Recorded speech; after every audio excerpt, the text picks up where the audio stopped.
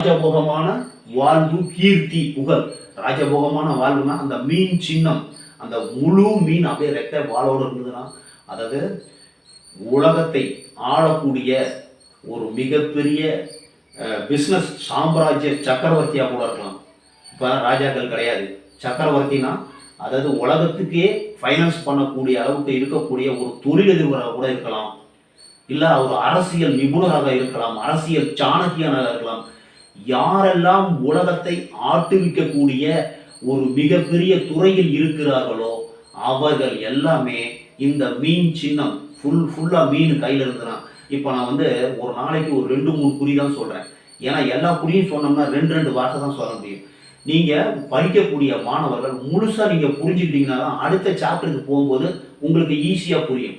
இப்போ இந்த காணொலியை ஆரம்பத்துலேருந்து கடைசி வரைக்கும் நீங்கள் பார்த்தீங்கன்னு வச்சுங்க, உங்களுக்கு தெரியாதவங்களுக்கு